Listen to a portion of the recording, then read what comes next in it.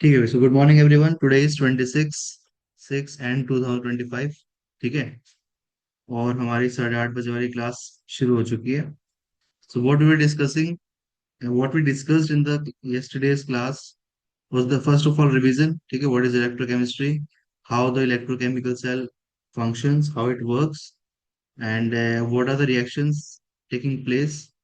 Mike also entered. ठीक है। और these are the cell reactions. देखो, the first two reactions are called as the half cell reactions. The anode is the half cell, cathode is again the half cell, and when we combine the reactions this will become a complete cell reaction, right?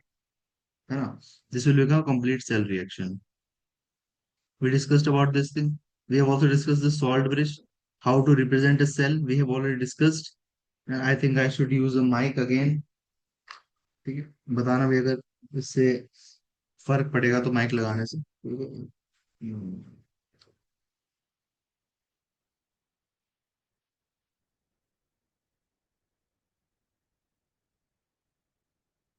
है। Mic attach कर लिया अभी। और अब फर्क पड़ेगा, ठीक है ना? If it is better than previous audio, then देखो, कल की क्लास में सॉल्ट ब्रिज, ठीक है, तुम्हें मैंने क्लास में पहले पढ़ाया हुआ है, ठीक है। एक सेकंड रुकना, अब एक सेकंड वेट करना।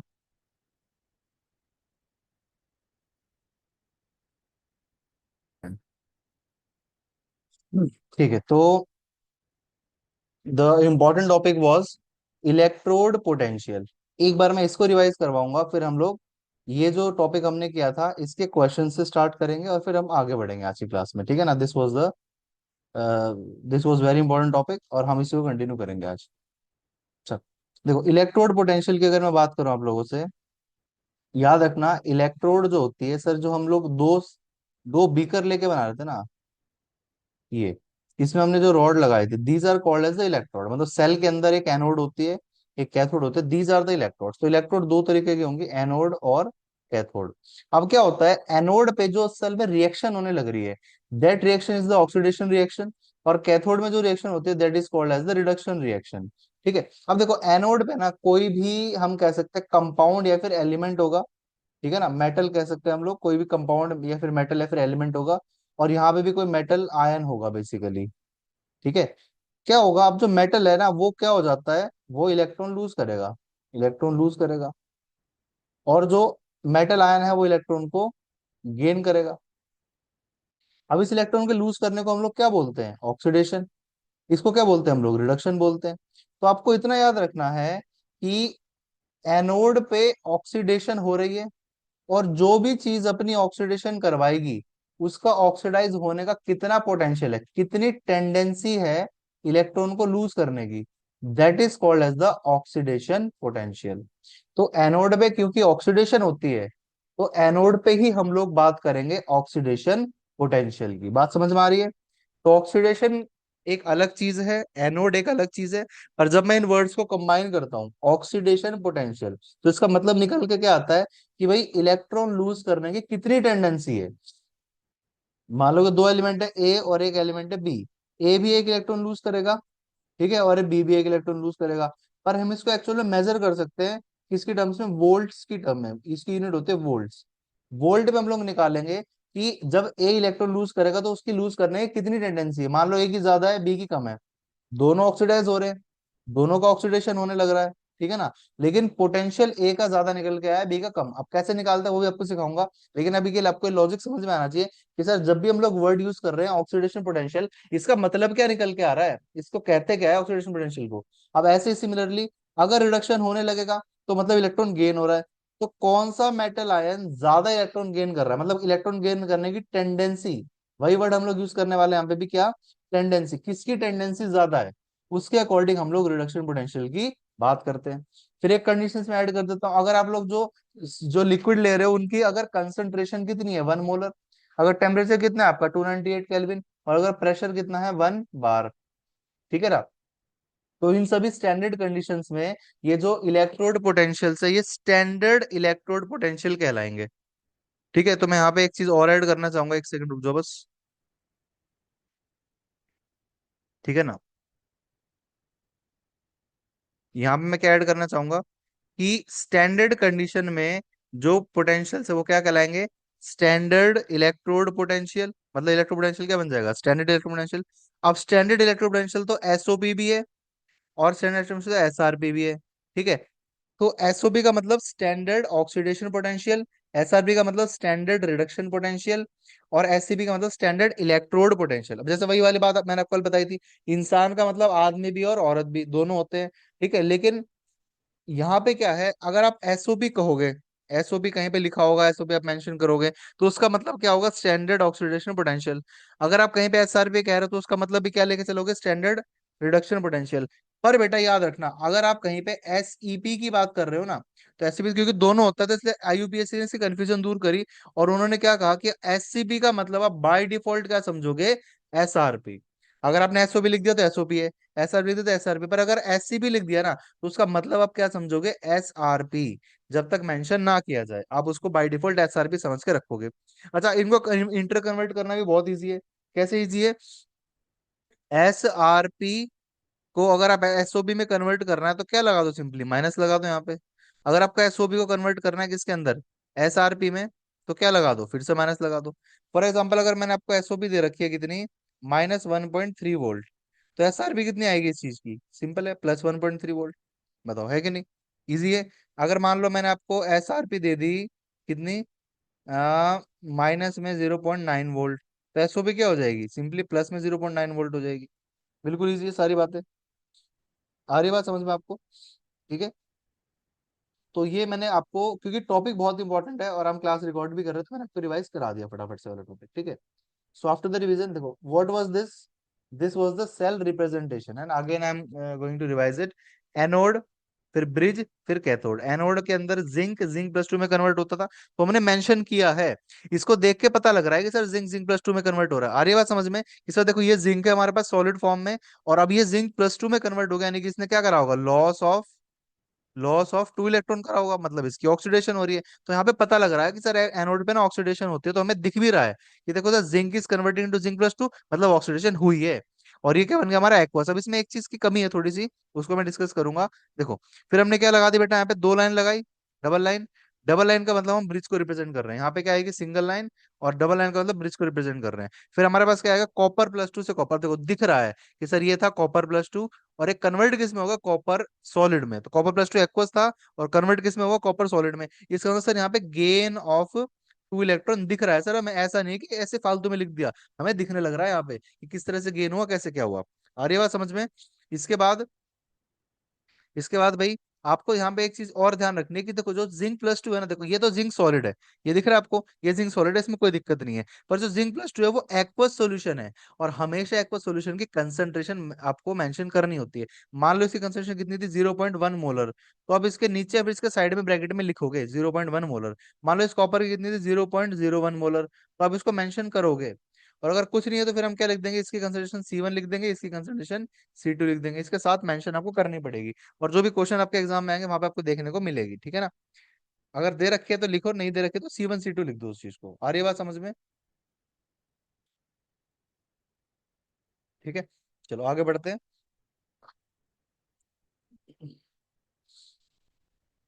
अच्छा, एक लोन वाला लॉजिक और याद रखना, आपको मैंने शायद क्लास में बता रखा ऑब्वियसली। लोन मतलब कि जो हम सेल बनाते हैं अपनी इलेक्ट्रोकेमिकल सेल, उसमें आपको पता होगा लेफ्ट साइड में क्या होता है, एनोड, यहाँ पे ऑक्सीडेशन होगी, फिर सॉल्ट ब्रिज लगा रहता है इस तरीके से, हमारे सोल्यूशन भरे रहते हैं, तार से इसको जोड़ के रखते हैं। तो लेफ्ट साइड में लॉस ऑफ इलेक्ट्रॉन होगा, लॉस ऑफ इलेक्ट्रॉन। ओ मतलब ऑक्सीडेशन, ए मतलब एनोड, एन मतलब नेगेटिव, मतलब लेफ्ट साइड में हम लोग एनोड लेंगे, इस एनोड पे ऑक्सीडेशन होगा, लॉस ऑफ इलेक्ट्रॉन होगा, और इस पे नेगेटिव चार्ज आएगा। ऐसे करके आप लोन से चीजों को याद रख सकते हो, ठीक है। It was a mnemonics type trick, फिर ये हमने डिस्कस किया था। फिर देखो, ये जो टॉपिक था हमारा कल, इसको हमने कल लास्ट में किया था, इसके ऊपर आज हमें न्यूमेरिकल सॉल्व करने हैं भाई। आ रही बात समझ में। तो क्या टॉपिक दे रखा है आपको, measurement of potential difference of a cell, ठीक है। Measurement of potential difference of a cell. इसमें क्या था, एक तो देखो ये बात आपको पहले से पता ही है कि सर एससीपी का मतलब होता है एसआरपी, और एसआरपी एसओपी में माइनस का एक रिलेशनशिप रहता है हमेशा। अगर एसआरपी प्लस है तो एसओपी उसकी माइनस होगी, और अगर एसओपी प्लस है तो एसआरपी उसकी माइनस होगी, ठीक है ना। अब मैंने आपको क्या बताया था लॉजिक, हम लोग बेटा देखो ध्यान से समझना, हम लोग कर क्या रहे हैं, पोटेंशियल डिफरेंस निकालना है हमारी जो सेल है उसका। अब सर अगर सेल बनाई है तो सेल के अंदर सर एनोड भी होता है और सर सेल के अंदर कैथोड भी होता है। एनोड का अपना पोटेंशियल है जिसको हम एसओपी बोल सकते हैं, ऑक्सीडेशन पोटेंशियल। कैथोड का अपना पोटेंशियल होगा जिसको हम एसआरपी बोलते हैं। जैसे कैथोड में कोई आयन होगा ना, वो रिड्यूस हो रहा होगा तो उसको पोटेंशियल है। और एनोड पे एक मेटल होगा, मेटल याद रखो, उसका ऑक्सीडेशन और उसका अपना पोटेंशियल है। तो अगर मैं पूरी सेल का पोटेंशियल निकालना तो मैं इस वाले पोटेंशियल को इस वाले पोटेंशियल से क्या कर दूंगा, ऐड कर दूंगा। तो अब क्या कहोगे सर, अगर हम निकाल रहे हैं ई सेल यानी कि ईएमएफ ऑफ द सेल, तो मैं EMF of the right side यानी कि ये वाली, इसमें ऐड कर दूंगा EMF of the left side. आ रही बात समझ में? EMF of the right and EMF of the left, इसको मैं यहाँ पे ऐड कर दूंगा। अब राइट साइड में तो क्या था, एसआरपी था, है ना, कैथोड का एक तरह से एसआरपी था, एसआरपी ऑफ कैथोड था। और लेफ्ट साइड में बेटा क्या था, एसओपी था, किसका आपको पता ही है, एनोड का। है ना, ये सब बात आप जानते हो अच्छे से कि सर राइट साइड में हमारी क्या होगी, एसआरपी होगी कैथोड की, और लेफ्ट साइड में हमारी क्या होगी, एसओपी होगी एनोड की। अब देखो फॉर्मूला हो चुका है, बन गया फॉर्मूला। बस अगर मैं वैल्यू पुट करूंगा इसके अंदर, क्वेश्चन में वैल्यू दी होंगी अलग अलग तरीके से, अगर मैं इसके अंदर वैल्यू पुट करूंगा बेटा तो फिर ये सॉल्व हो गया। लेकिन हम इसको थोड़ा मॉडिफाई कर सकते हैं, थोड़ा शॉर्ट में लिख सकते हैं। क्या करेंगे, मैं क्या काम करूंगा इसके अंदर, कि भाई हम इसको थोड़ा मॉडिफाई करेंगे। कैसे मॉडिफाई करेंगे अब देखना है, आप ध्यान से एक बार यहाँ पे। ठीक है, मैंने ई सेल को लिख दिया यहाँ पे ऐसे ही as it is, E cell यानी कि ईएमएफ ऑफ द सेल। अब एसआरपी ऑफ कैथोड को मैं लिखूंगा ई नॉट कैथोड। देखो ई नोड मतलब क्या था, ई नोड मतलब क्या था, ई नोड का मतलब था एस ई पी, और एस ई पी को हम लोग बाय डिफॉल्ट क्या मान के चलते हैं, एस आर पी। ठीक है, तो मैंने लिखा ई नोट ऑफ कैथोड। अब क्या है, यहाँ पे या तो मुझे लिखना पड़ेगा एसओपी ऑफ एनोड, या तो मुझे पूरा लिखना पड़ेगा एसओपी ऑफ एनोड। मैं क्या करता हूँ, जब मैंने कैथोड की एसआरपी कंसीडर करी, बेटा ध्यान से सुनना बिल्कुल, जब मैंने इस फॉर्मूले के अंदर, देखो ऊपर का फॉर्मूला भी ठीक ही है पर नीचे हम इसको मॉडिफाई करना चाह रहे हैं, तो जब मैंने इसके अंदर कैथोड की एसआरपी कंसीडर करी है, तो मैं एनोड की भी क्या लिख सकता हूँ, एसआरपी लिख सकता हूँ। एसआरपी लेकिन लिखूंगा तो प्लस का माइनस हो जाएगा, आपको पता है दोनों में रिलेशन प्लस माइनस का होता है। तो मैंने क्या करा, इसको हटा दिया यहाँ से, और मैंने यहाँ पे भी ई नोट लिख दिया। ठीक है, पर ई नोट लिखते टाइम मुझे क्या करना पड़ेगा, ये माइनस करना पड़ेगा। ठीक है, माइनस ई नोट एन नोट। तो अब इस वाले फॉर्मूले को बहुत ही अच्छे से याद रखना, इसको भी नोट लगा देते हैं स्टैंडर्ड कंडीशन में। ठीक है, तो यहाँ से क्या निकला बेटा, यहाँ से निकला आपका स्टैंडर्ड कंडीशंस में जब हम लोग सेल का पोटेंशियल डिफरेंस निकालते हैं, आ रही बात समझ में, जब हम लोग सेल का पोटेंशियल डिफरेंस निकालते हैं स्टैंडर्ड कंडीशन में, तो क्या करेंगे, SRP of cathode minus SRP of anode. बस इसको आप याद रखना, लॉजिक हमारा ये था ऊपर वाला।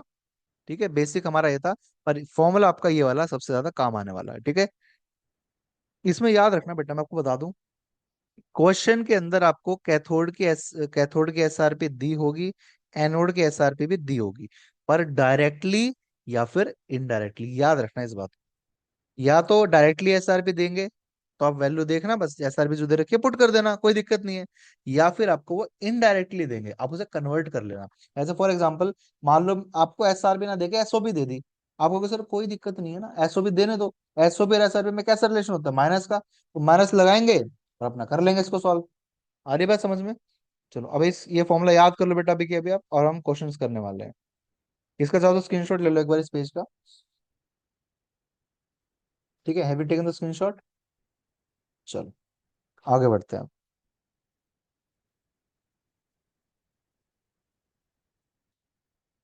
चलो, सो क्वेश्चन नंबर वन आपके सामने ये रहा, सॉल्व करो इसको।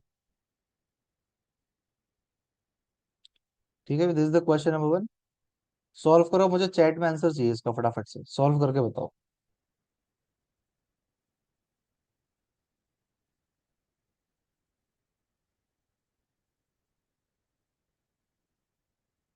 ठीक है, भी सॉल्व करो इसको। हम्म,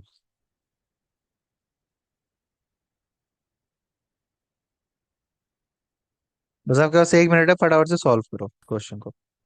ठीक है भाई, तो आप लोगों ने जो है 3.87 आंसर दिया, पर आपने आंसर देख के दिया होगा आई थिंक, मुझे लग रहा है, पर कोई बात नहीं। Let's move on to the solution. देखो भाई, हमें पता है, आपको सिंपल सी बात है कि find the E naught cell. Now what is the formula for E naught cell, E naught cell is equal to E naught cathode minus E naught anode, यानी कि SRP of cathode, SRP anode. अब सबसे पहला सवाल आता है sir, ये cathode anode है कहाँ, पता नहीं लग रहा है हमें तो देखो, मैग्नीशियम इज सॉलिड हेयर, इसका oxidation number is 0, and this is magnesium plus two aqueous, इसका ऑक्सीडेशन नंबर +2।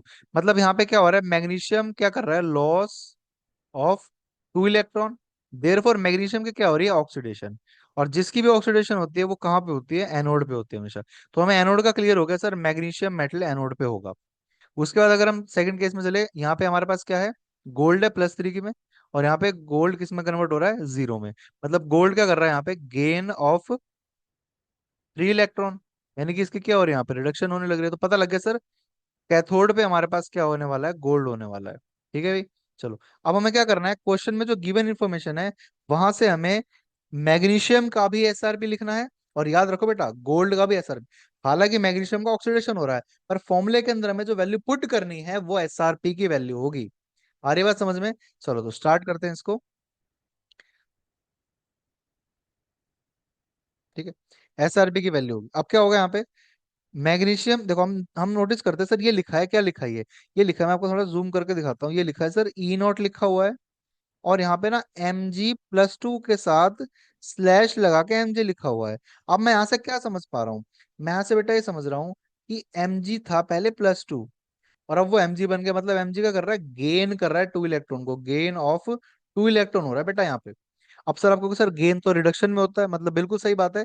ये बेटा वैल्यू आपको कौन सी दे रखी है, ये एसआरपी की ही वैल्यू दी है। देखो क्वेश्चन में मैग्नीशियम का लॉस ऑफ इलेक्ट्रॉन हो रहा है, मैग्नीशियम का ऑक्सीडेशन हो रहा है, वो सेल की रिएक्शन है। हम देख रहे हैं गिवन इन्फॉर्मेशन क्या है। तो गिवन में मैग्नीशियम का हमें क्या दे रखा है, एसआरपी दे रखा है। तो ठीक है, ये जो वैल्यू हमें एज इट इज यहाँ पे मैग्नीशियम की पुट करने, पुट कर देते हैं। -2.37 वोल्ट मैग्नीशियम की यहाँ रखनी थी। अब यहाँ माइनस का साइन लगाया, और यहाँ पे एक वैल्यू रखी जाएगी किसकी, गोल्ड की। गोल्ड का देखो क्या दे रखा है, गोल्ड में दे रखा है E0 AU+3, सॉरी AU+3 है, इज कन्वर्टिंग इनटू AU। अब कहोगे सर ये भी तो देखो इलेक्ट्रॉन का गेन ही हो रहा है, मतलब ये भी वैल्यू क्या दी है आपको, एसआरपी ही दी है, बिकॉज इलेक्ट्रॉन गेन हो रहा है यहाँ पे। और ये वैल्यू कितनी है, 1 पॉइंट प्लस में 1.50। अब देखो इनको ऐड करना पड़ेगा, 1.50 प्लस 2.37, देखो क्या आ जाएगा, 7 + 0 8, और यहाँ पे 3.87 प्लस में आ गया आपका बेटा आंसर। याद रखना प्लस माइनस लिखना जरूरी है।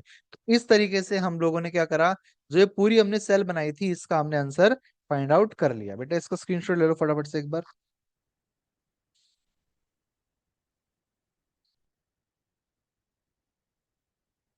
ठीक है, अब अगर बेटा आपको ये आ गया अच्छे से, तो एक और आपको चांस दे रहा हूं मैं, देख लो इसको क्या करा हम लोगों ने। हमने पहले पहचान करी कौन सी कैथोड है कौन सी एनोड है, रिएक्शन की मदद से। उसके बाद हम लोगों ने फॉर्मूला लगाया अपना, और फॉर्मूले के अंदर जो इन्फॉर्मेशन थी वहां पे हमें याद रखना एसआरपी की वैल्यू पुट करनी है। और यहाँ पे बाय डिफॉल्ट एसआरपी ही दिया हुआ था, नहीं दे रखा होगा तो कन्वर्ट कर लेंगे, कोई दिक्कत नहीं है। ठीक है भाई।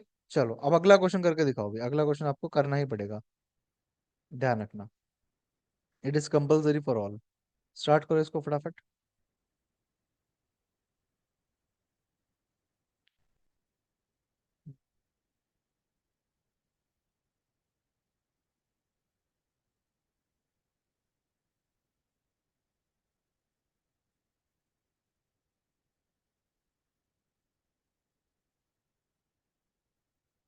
बेटा सॉल्व करके आंसर चैट में भेजो फटाफट से। ठीक है। सो अब ये वाला क्वेश्चन आप लोगों ने सॉल्व करके आंसर मुझे बताया, लेट्स चेक द आंसर कितना आना चाहिए। सबसे पहले तो हम लोग क्या करेंगे, क्वेश्चन क्या है हमारा, क्वेश्चन हमारा E naught cell find out करनी है। तो फॉर्मूला लिख देते हैं, E naught cell is equal to E naught cathode minus E naught anode, यानी कि कैथोड का भी एसआरपी एनोड का भी एसआरपी। अब ये कैथोड एनोड है क्या, हमें तो पता नहीं लग रहा। तो देखो क्या दे रखा है, मैग्नीशियम यहाँ पे सॉलिड फॉर्म में है, और वो मैग्नीशियम +2 में कन्वर्ट हो रहा है, it means loss of 2 electron. मतलब सर कंफर्म हो गया मैग्नीशियम ही एनोड है, बिकॉज लॉस का मतलब क्या होता है बेटा, ऑक्सीडेशन। और ऑक्सीडेशन किसकी होती है, एनोड की होती है, मतलब एनोड पे होती है ऑक्सीडेशन। सो एनोड पे हमारा कौन सा आएगा, मैग्नीशियम आएगा। क्लियर हो गया। अब देखो ऑब्वियस सी बात है, जो लेड है पीबी, वो कैथोड पे आना चाहिए, क्योंकि ये क्या कर रहा है, गेन ऑफ इलेक्ट्रॉन। तो कैथोड पे हमारा कौन आ जाएगा, लेड पीबी। अब हमें देखना है कि इसकी एसआरपी दी है कि नहीं दी है, गिवन इंफॉर्मेशन में क्वेश्चन के अंदर। चलो देखो, magnesium +2 electron will give you magnesium, मतलब ये तो सर हमें क्या दिखा रखा है, मैग्नीशियम आयन का रिडक्शन दिखा रखा है। मतलब ये जो वैल्यू दी है ये एसआरपी ही दी है। मतलब स्टैंडर्ड रिडक्शन। अच्छा, आप कहोगे सर स्टैंडर्ड कैसे पता लग रहा है? क्वेश्चन में नीचे लिखा हुआ है एट स्टैंडर्ड कंडीशंस, मतलब ये जो वैल्यू है स्टैंडर्ड कंडीशंस पे है। तो मतलब मैग्नीशियम के क्वेश्चन में हमें एसआरपी है, हमें मैग्नीशियम की रखनी भी एसआरपी थी, और दी भी क्या हुई है बेटा, एसआरपी दी हुई है। आ रही बात समझ में? फिर हमारे पास क्या आता है यहाँ पे, lead. Lead plus 2 electron will give you lead. मतलब ये भी क्या कर रहा है, गेन ऑफ इलेक्ट्रॉन, मतलब इसकी भी क्या दे रखी है, एसआरपी ही दे रखी है। चलो इसको लिखते वैल्यू को पुट करते हैं। तो लेड की वैल्यू पुट करते हैं पहले, -0.13 वोल्ट, फिर माइनस का साइन लगाएंगे, फिर इसकी वैल्यू हो जाएगी -2.36 वोल्ट। ठीक है ना? अब इसको ऐड करेंगे, -0.13 प्लस 2.36, तो कितना हो जाएगा? माइनस करना पड़ेगा, 6 - 3 और 1, और ये 2.23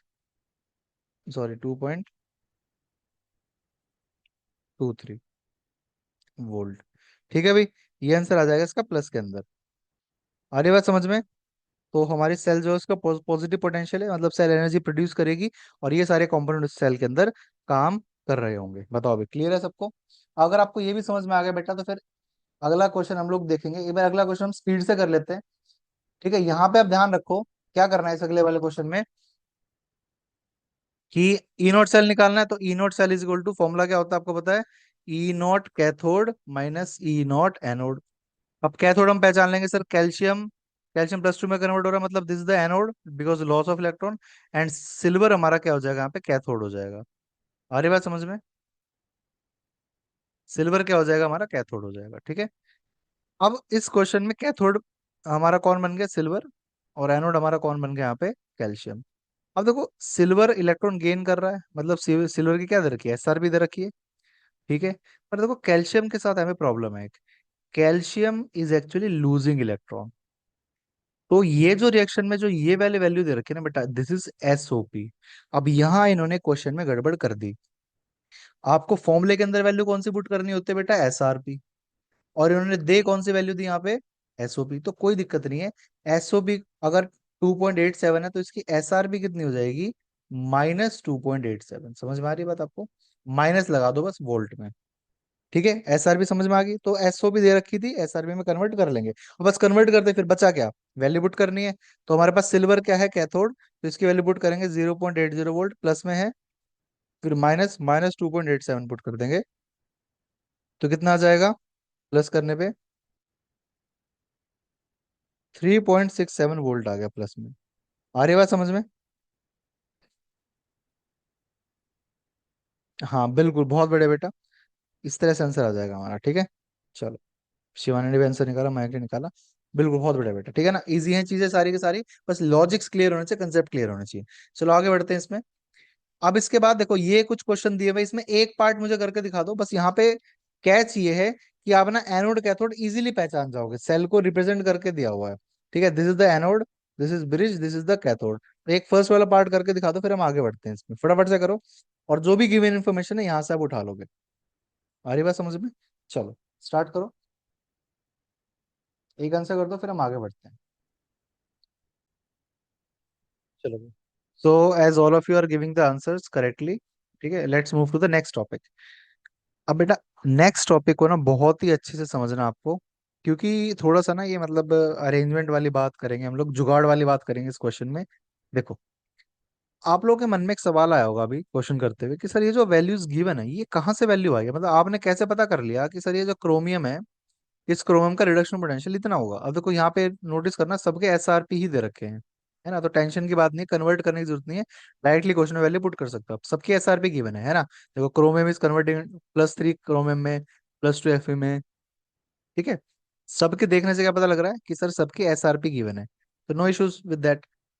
लेकिन ये वैल्यू आई कहाँ से सर? अब देखो अच्छा एक चीज और है, सर देखो कुछ किसी किसी की ना माइनस में आ रही है वैल्यू, और किसी किसी की प्लस में आ रही है सबकी एसआरपी। पर सर ये क्या चक्कर है? तो ना क्या हुआ कि हम एक बार एसआरबी का ना मतलब देखते हैं होता क्या है। ये एसआरबी होता है tendency to get reduced at standard condition, but tendency to get reduced, या फिर टेंडेंसी टू गेन इलेक्ट्रॉन, है ना। एक्चुअल में लिटरल मीनिंग तो यही होता है, बताओ ये सुनो, है ना। एसआरपी का मतलब है रिडक्शन पोटेंशियल, मतलब है कितना पोटेंशियल है इलेक्ट्रॉन को गेन करने का। अगर एसओपी होता तो वहां क्या कहते हैं, कितना पोटेंशियल है इलेक्ट्रॉन को लूज करने का। अब यार पोटेंशियल मतलब इनकी पावर, इनकी ताकत कैसे पता लगी है, मतलब ऐसे कैसे पता लग जाएगा किसका क्या है। तो इसके लिए हमने एक अरेंजमेंट करी। देखो ये टॉपिक देखो एक बार। टॉपिक हमारा क्या है, measurement of electrode potentials of different elements या कंपाउंड। अलग अलग हमारे पास जितने भी एलिमेंट कंपाउंड होते हैं, उनका जो इलेक्ट्रोड पोटेंशियल है, S R P S O P जो भी, वो हमने पता कैसे किया, मेजर कैसे किया। मतलब वैल्यू तो आपको क्वेश्चन में गिवन है, पर यार क्वेश्चन में वैल्यू कहाँ से आई, किसी ने तो कभी पता करी होगी। ठीक है वो, और फिर एक छोटा सा टॉपिक और है, इसको बाद में डिस्कस करेंगे। तो देखो क्या होता है असल में, क्वेश्चन की थ्योरी में क्या लिखा है, since it is very difficult to find the absolute value, मतलब किसकी कितनी पावर है इसका एब्सोल्यूट टर्म से पता लगाना बहुत ही मुश्किल है। सो हम लोगों ने क्या करा, हम लोगों ने ना कंपेरेटिव चीजें करी। फॉर एग्जाम्पल हमने क्या कह दिया कि एक कोई भी गांव था, उसके अंदर बहुत सारी फैमिलीज रहती थी, ठीक है। और हमें पता करना था कि उनको ना वेल्थ, किसके पास कितनी वेल्थ है उसके टर्म्स में हमें उनको अरेंज करना था, रैंक 1, रैंक 2, रैंक 3, सबसे अमीर की रैंक 1, सबसे टू की, सबसे उससे थोड़े कम अमीर की रैंक 2, फिर 3। अब इन पे बहुत सारी चीजें थी। तो इन गांव वालों ने क्या डिसाइड किया कि हम लोग देखेंगे कि किसके पास कितनी काउज है, या फिर हम कह सकते हैं किसके पास कितने कैटल हैं। कैटल के नंबर काउंट करके हम लोग कंपेयर करेंगे, जिसपे जितनी कैटल होंगी उसके हिसाब से हम लोग कंपेयर करेंगे। तो हमने क्या करा, एक कैटल को ना एक यूनिट मान लिया। भाई एक काव है अगर, हमने उसको 1 यूनिट मान लिया, और उसके हिसाब से हमने सबको कंपेयर कर दिया। अब अगर मान लेते हैं किसी के पास 2 गोट्स हैं, तो हमने उस 2 गोट को ना एक काव के बराबर मान लिया, मतलब ऐसा करके हमने कुछ जुगाड़ कर लिया। तो काव को हमने एक यूनिट बना दिया। ऐसे ही क्या हुआ, हम लोगों ने क्या करा, इस चीज को सॉल्व करने के लिए हम लोगों ने ना एक रेफरेंस इलेक्ट्रोड की हेल्प ली। ठीक है, रेफरेंस इलेक्ट्रोड होती है उसकी हमने हेल्प ली। क्या करा हम लोगों ने, हाइड्रोजन जो है ना, हाइड्रोजन, उसकी, ठीक है, हाइड्रोजन जो होता है उसकी हेल्प से हम लोगों ने एक रेफरेंस इलेक्ट्रोड बनाई। ठीक है, और ये जो रेफरेंस इलेक्ट्रोड थी इसका पोटेंशियल हमने कितना मान लिया, 0 मान लिया। अब जो ये हाइड्रोजन की रेफरेंस इलेक्ट्रोड थी इसको हमने क्या बोल दिया, स्टैंडर्ड हाइड्रोजन इलेक्ट्रोड, या फिर नॉर्मल हाइड्रोजन इलेक्ट्रोड। ठीक है भाई, हमने हाइड्रोजन से क्या बनाई, स्टैंडर्ड हाइड्रोजन इलेक्ट्रोड। उसका पोटेंशियल हमने कितना मान लिया, 0 मान लिया। अब ये जो स्टैंडर्ड हाइड्रोजन इलेक्ट्रोड है ना, इसको आप बेटा एनोड पे भी यूज कर सकते हो, और आप इसको कैथोड पे भी यूज करोगे। अगर एनोड पे यूज करोगे तब भी पोटेंशियल 0 वोल्ट, कैथोड पे यूज करोगे तब भी पोटेंशियल 0 वोल्ट। अब हम लोगों ने करा क्या, आप इस बात को ध्यान से समझना एक बार, ठीक है। हम लोगों ने बेटा करा क्या, हम लोगों ने ना एक सेल बनाई। ये देखो सेल बनाते तो हमारे पास एक एनोड होता है, कैथोड होता है। ठीक है, एनोड पे हमारा इस तरीके से रहेगा, कैथोड पे ये रहेगा, है ना। इसको हम लोग आपस में कनेक्ट कर देते हैं, फिर लिक्विड भरे होते हैं, फिर सॉल्ट ब्रिज लगा देते हैं। अब बेटा मैंने क्या करा, यहाँ पे मैंने इस जगह ना गैल्वेनोमीटर लगा दिया, गैल्वेनोमीटर, ठीक है, गैल्वेनोमीटर, है ना, वोल्ट मीटर भी इसको कह सकते हो आप। ये वोल्ट मीटर क्या बताता था, ईएमएफ ऑफ द सेल बताएगा। ठीक है, और सब कुछ स्टैंडर्ड कंडीशन में करो तो ई नोट लिखेंगे इसको। सेल का क्या बताएगा, ईएमएफ। अब मैंने क्या करा, मुझे पता है सर ई नोट सेल का फॉर्मूला क्या होता है, ई नोट कैथोड माइनस ई नोट एनोड। अब क्या है, जो सेल का जो भी पोटेंशियल डिफरेंस होगा उसको तो गैल्वेनोमीटर कैलकुलेट कर ही लेगा। तो मान लेते हैं गैल्वेनोमीटर ने बताया कि जो सेल है उसका पोटेंशियल कितना है, +1.6 वोल्ट आ रहा है। ये किसने बताया बेटा, हमें गैल्वेनोमीटर ने। ठीक है, इसके बाद क्या हुआ, जो कैथोड है ना, कैथोड, हमें इसका ई नॉट कैथोड नहीं पता था। और हमने क्या करा बेटा, जो, सॉरी ये हमारे पास क्या है, एनोड है, सॉरी, ये जो कैथोड है बेटा हमारे पास, ये कैथोड, इसका हमें ई नॉट कैथोड नहीं पता था। और हम लोगों ने बेटा बहुत समझदारी से क्या करा यहाँ पे, ये जो एनोड है, ई नॉट एनोड, इस एनोड पे हमने क्या मान लिया, स्टैंडर्ड हाइड्रोजन इलेक्ट्रोड। मतलब एनोड पे हमने क्या लगा दिया, स्टैंडर्ड हाइड्रोजन इलेक्ट्रोड। और कैथोड पे जो भी हमने मेटल, मान लो हमने कॉपर लिया होता, गोल्ड कुछ भी लिया होता, उसका हमें नहीं पता था। मतलब कॉपर है मान लो यहाँ पे, उसका हमें एसआरपी नहीं पता। तो अब आपको पता है सर, स्टैंडर्ड हाइड्रोजन इलेक्ट्रोड का कितना होता है, 0 वोल्ट हमेशा स्टैंडर्ड कंडीशन पे। और इसका हम लोग कितना मान लेंगे बेटा, x वोल्ट मान लेंगे। तो क्या करा, इस पूरी सेल ने जब काम किया तो सेल का पोटेंशियल कितना आ रहा था, 1.6 वोल्ट। कैथोड पे जो हमने उसको कितना मान लिया, x। और एनोड पे हमें पता है स्टैंडर्ड हाइड्रोजन इलेक्ट्रोड लगा हुआ है, इसलिए उसका पोटेंशियल कितना हो गया, 0 वोल्ट। तो यहाँ से बेटा x की वैल्यू कितनी आई, +1.6 वोल्ट।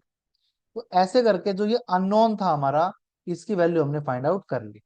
मतलब क्या करोगे आप, आपके पास होगा एक स्टैंडर्ड हाइड्रोजन इलेक्ट्रोड, उसको आप लोग एनोड पे या कैथोड पे कहीं भी लगाओगे और इस फॉर्मूले के अंदर वैल्यू पुट करोगे और ई नॉट सेल की वैल्यू फाइंड आउट